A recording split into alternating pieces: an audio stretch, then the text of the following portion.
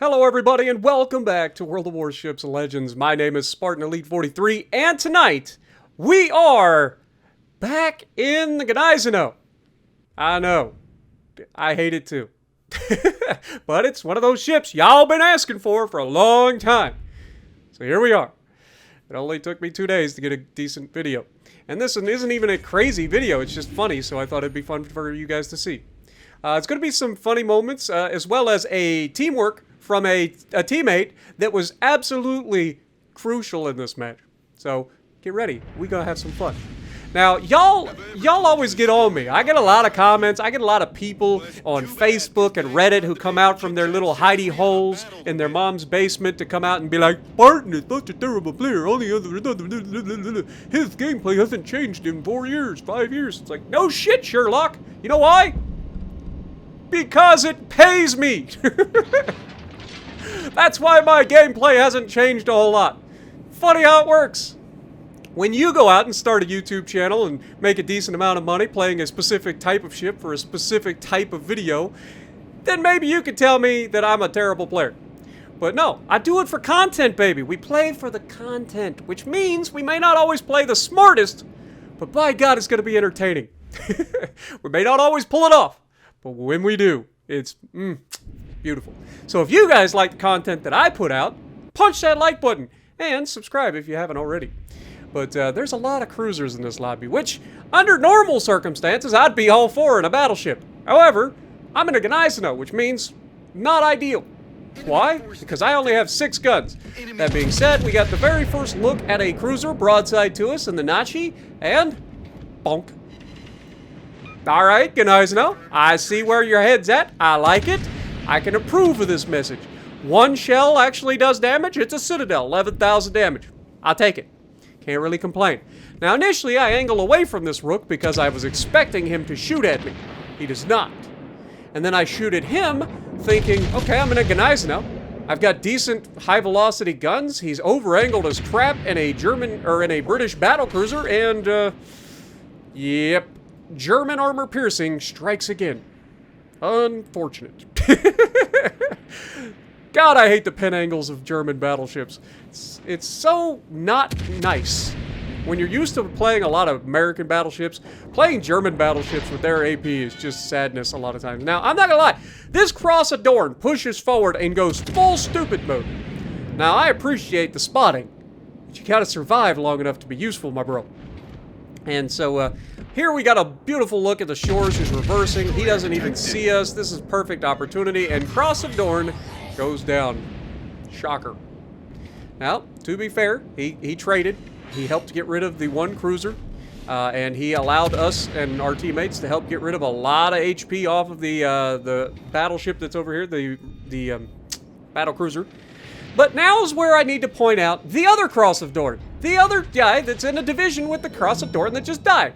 Now, initially, I'm not gonna lie, I looked in the map and I forgot that when you go into your frickin' menu, the game does not care that you're holding the frickin' turn button, so I wasn't able to turn. However, you can see I'm trying to make an attempt to turn, and so can our teammate see that I'm attempting to turn. But watch what he does. He backs up. I'm turning towards him a little bit. It gives me room to maneuver my ship. He doesn't want to go around the corner first. He knows that there's a battleship right here that can take the damage. So he's like, I'll be patient. And then when I start to change direction to go forward, watch what he does next, folks. Now, he may have done this completely on accident, but I'm going to give him credit and say that he intentionally did this. He rams me, which pushes me even further out away from the island to avoid getting hit on the island. So I give him a thank you. What a crazy concept. And it was at this moment that this poor rook knew he f***ed up. He was not ready for this. He has to rotate his guns. I come around the corner. We slap him. We actually hit 3 out of 6 shells, which we'll take. I go ahead and drop the torps just in case, but I'm pretty confident between my secondaries and this cruiser behind me, we should have no trouble killing this rook. Now remember, British battlecruisers have torpedoes. We're not the only ones carrying torpedoes. And that's when I see this Edinburgh, and this Edinburgh is totally disrespecting the Gneisenau. And the Gneisenau's like, screw you, Edinburgh! I can hit things too! And he does. I hit 3 out of 4 shells and absolutely slaughtered that poor Edinburgh, who immediately gets removed for his trouble by the Vladivostok, or somebody. And then, of course, Osterjotland comes in, trying to spray all the torpedoes. Does hit my cruiser, unfortunately, with the torps, but I dodged them all. And our secondaries are still going ham over here, trying to help him out. The Cross of Dorn is doing his job. Unfortunately, he is kind of like stopping in front of me. I can't really do much here, so I do apologize to this Cross of Dorn. I'm not trying to screw you over, brother. I'm trying to get away from you. I'm trying to help you out. I'm taking all the punishment from all the HE slingers. And our secondaries managed to finish off Jotland. Our Cross of Dorn has exactly 0 hit points left. And at this point, it's up to us to try to get this cat. Now, this is the part of the game where everybody goes, okay, well, that was entertaining. Now what? Now what is simple. We got to try to stop, stay behind this island, get this base cat, right? We've secured our side. You can see there are 2 cruisers and a battleship out here that would love nothing better than to continue to beat on us. And unfortunately, they are actually putting themselves in a perfect position to beat on us. They are going to get the spot. That means they're going to get the reset just in time to keep us from capping the base, which is real unfortunate. I'm not going to lie. But at this point, I'm trying to reverse. I'm trying to get this thing backed up around the corner because there's just too much DPM out here. We got a battleship out here. He appears to be slinging HE. And then, of course, the 2 DPM cruisers are slinging HE. There's a Helena and a Shores out here. This is not an ideal scenario for any of us. So if I can break contact, get behind the island, heal up. I've got plenty of heals. I just got to survive long enough to do it. You can see I do Citadel the Shores, trying to be cheeky there, getting a good hit over the top of the island. We do finally get the cap here, but I'm burning, and now this Cross of Dorn is actually in a position where he's in trouble. He has no hit points, and these guys are slowly making their way to a point where they can potentially do some work to him.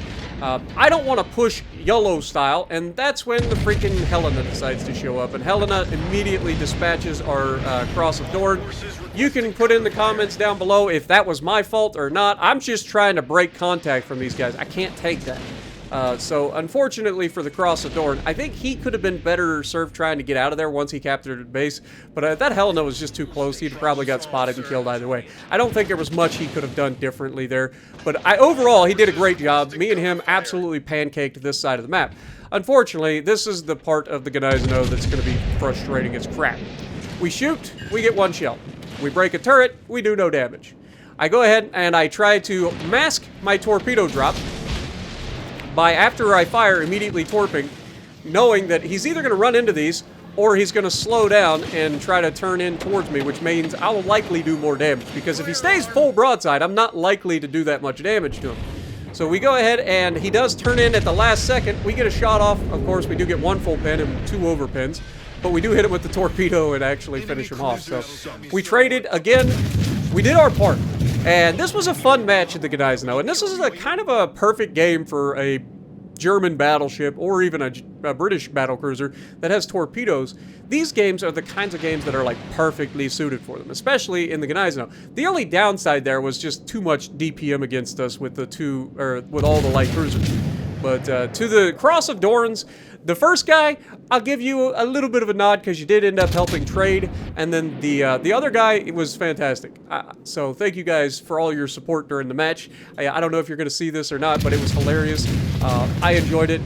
And now we get to see what can only be described as several people trying their best to throw the match. Boise starts out just going broadside to everybody. It's just a battleship and a freaking cruiser that's easily going to murder you. What could go wrong? Well, he's dead. But not to be outdone by him, this Mogami does the same freaking thing. He's like, yeah, I think I'll just charge up in here and, you know, sail in. I'm in a tier 7 cruiser that's known for being dev-struck every time it goes broadside. So why not just pull up and go broadside? What could go wrong? Now, the Mogami is an interesting boat. And by interesting, I mean it is built for one purpose, and that is kiting. It does not do anything else very well.